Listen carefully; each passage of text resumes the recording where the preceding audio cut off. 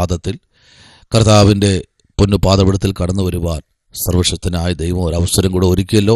അതോർത്ത് കർത്താവിനെ സ്തുതിക്കുന്നു. എന്നെ കേൾക്കുന്ന എല്ലാ അഭിഷക്തന്മാർക്കും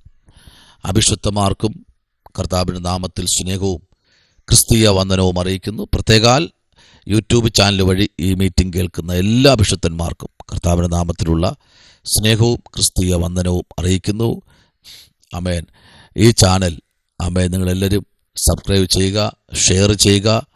കർത്താവ് നിങ്ങളെല്ലാവരെയും അനുഗ്രഹിക്കട്ടെ. അല്പനിമിഷം ഈ പ്രഭാതത്തിൽ ചിന്തിക്കായി ആമേൻ. ദാനിയേലിൻ്റെ പുസ്തകം 6-ാമത്തെ അധ്യായം അതിൻ്റെ 24-ാമത്തെ വാക്യത്തിലേക്ക് വരുന്നു. ദാനിയേലിൻ്റെ പുസ്തകം 6:24. പിന്നെ രാജാവിനെ കൽപ്പനയിൽ അവർ ദാനിയേലിനെ കുറ്റം ചുമത്തിയവരെ കൊണ്ടുവന്ന് അവരെയും മക്കളെയും ഭാര്യമാരെയും സിംഹങ്ങളുടെ ഗുഹയിൽ ഇട്ടുകളഞ്ഞു. അവർ ഗുഹയുടെ അടിയിലേക്ക് എത്തുന്നതിന് മുൻപ് സിംഹങ്ങൾ അവരെ പിടിച്ച് അവരുടെ അസ്ഥികളൊക്കെയും തകർത്ത് കളഞ്ഞു. സ്തോത്രം. വളരെ അനുഗ്രഹിക്കപ്പെട്ടൊരു വാക്യമാണ്. ഈ പ്രഭാതത്തിൽ പരിശുദ്ധാത്മാവ് നമ്മോട് സംസാരിപ്പാൻ വളരെ പ്രാർത്ഥനയോടും തികഞ്ഞ ദൈവാശ്രയത്തോടും നമുക്കായിരിക്കാം. വളരെ ആമേൻ, പ്രൈസ് ദി ലോർഡ്. ദൈവത്തിൻ്റെ പ്രവൃത്തി വെളിപ്പെട്ട ഒരു അധ്യായമാണ് 6-ാമത്തെ അധ്യായം. ആമേൻ, ദാനിയേൽ പ്രാർത്ഥിക്കുന്ന ഒരു മനുഷ്യനാണ്. താൻ പ്രാർത്ഥിച്ചു കൊണ്ടിരിക്കുമ്പോൾ തന്നെ ആമേൻ അവനെ കുറ്റം ചുമത്തുവാൻ വേണ്ടി ചില വ്യക്തികൾ മുമ്പിലോട്ട് വരുന്നതായി നമുക്ക് കാണാൻ കഴിയുന്നു. തൻ്റെ ഒരു കുറവിനെ കണ്ടുപിടിക്കാൻ 11-ാമത്തെ വാക്യം പറയുന്നു. ആമേൻ, തൻ്റെ കുറവെന്താണ്? അവൻ്റെ എന്തെങ്കിലും ഒരു വിഷയം കണ്ടുപിടിക്കണമല്ലോ. ആ രാജ്യത്ത് വിലക്കപ്പെട്ട നിരോധിച്ചിരിക്കുന്ന ഒന്നാണ് പ്രാർത്ഥന.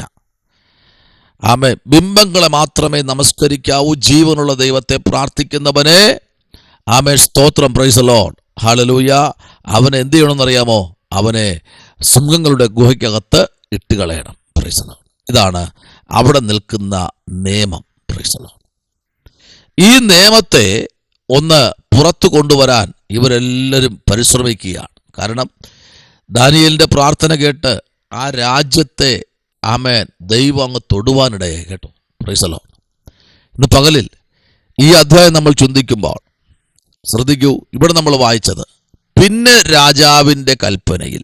പിന്നെ എന്ന് പറയുമ്പോൾ ആമേൻ നമുക്കറിയാം, സ്തോത്രം, രാജാവ് ആമേൻ ദാനിയേലിനെ ഗുഹയ്ക്കകത്തേക്കിടാൻ നിർബന്ധത്താൽ ആമേൻ താൻ സമ്മതിച്ചു.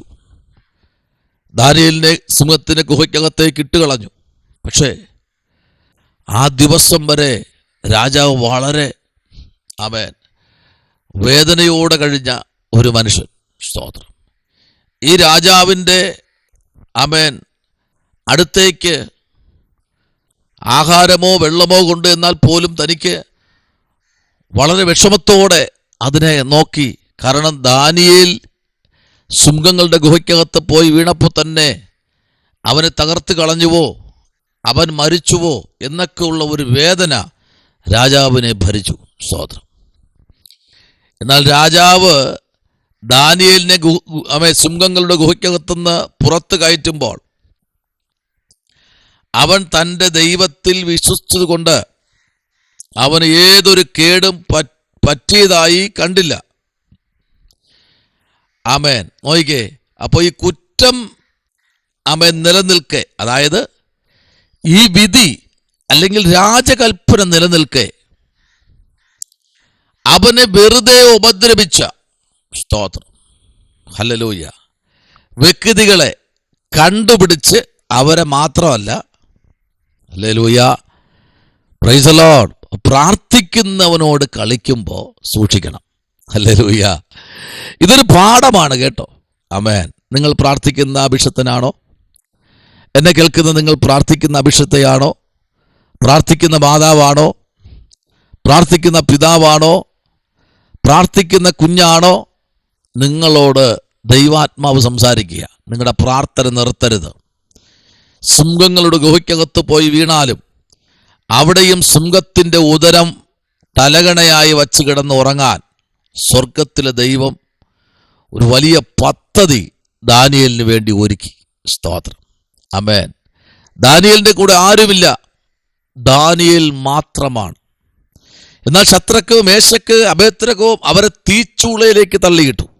Price the lord. ഇന്ന് പകലിൽ പ്രാർത്ഥിക്കുന്ന, ആരാധിക്കുന്ന, ദൈവനാമത്തിന് വേണ്ടി രാവും പകലും ചുമരു കൊടുക്കുന്ന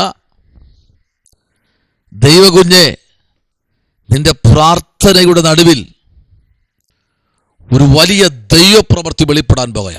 ശുഡബനരഗത ശംഭപരാജകൾ കനാദി. ആമേൻ. നോക്കിയേ, രാജാവ് ഇത് കണ്ടപ്പോൾ,